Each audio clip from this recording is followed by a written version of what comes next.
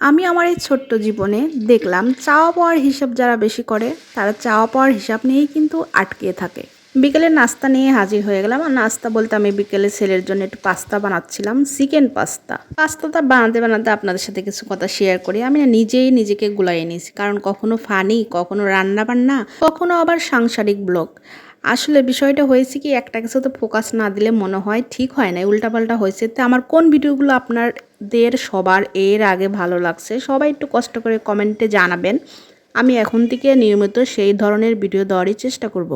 আসলে আলাদা আলাদা অন্যরকম ভিডিও দিলে সব অডিয়েন্স আসলে একভাবে তো ধরে রাখা সম্ভব হয় না, তাই এক ধরনের ক্যাটাগরি নিয়ে কাজ করলে মনে হয় ভালো। সেই ক্যাটাগরিতেই আটকে থাকা ভালো মনে হয়, ধীরে ধীরে তাহলে পছন্দ করবে সবাই। এইবার আমি চাওয়া পাওয়ার কথায় আসি। আসলে আমি ভেবেছিলাম যে সব ধরনের আসলে ভিডিও দিলে যে কোনো একটা ভাইরাল হলে সেভাবে কাজ করব। আসলে কোনো দিকে তো বুঝতে পারলাম না কোনটা ঠিক হলো কোনটা ভুল হলো। কারণ অনেক সময় একটা দেখা যাচ্ছে ফানি ভিডিও মোটামুটি ভালোই চলতেছে, অনেক সময় রান্নার ভিডিও ভালোই চলতেছে।